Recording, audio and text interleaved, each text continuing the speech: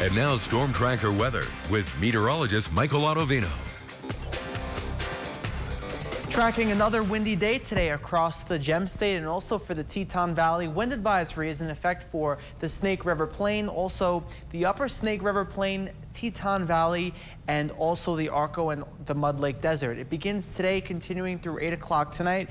We'll see gusts up to about 45 miles per hour. The advisory also continues into tomorrow, but does not include the Teton Valley. But you can still see areas of blowing dust, especially along those interstates out there for today. Winds right now aren't too bad just yet. We're seeing single-mile-per-hour wind speeds in Blackfoot and Idaho Falls, but notice into Pocatello, Salmon, also into the Jackson area this morning. Wind speeds are starting to increase, and they will increase especially into the second half of the morning and also into this afternoon.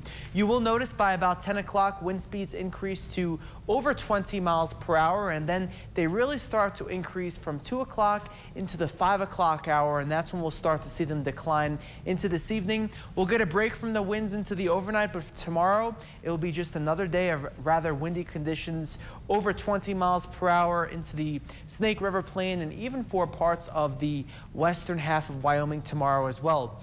A few of us this morning are waking up to some showers, mainly for the central mountains. Even as we pan out, looks like it's trying to mix in with some snow across parts of the Lemhi County area, and that's why there is a winter weather advisory in effect through noon today, above 5,500 feet, so only for the highest terrain into the central mountains. You may want to take it a bit slower, especially across those mountain passes. Now, you still may see a few showers today across the central mountains. You will notice Lemhi County, a few showers possible throughout the morning. I think the threat dissipates into this afternoon, but we'll see a mixture of clouds and sun for most areas today. You could even see a rain or snow shower if you are headed to the Yellowstone area.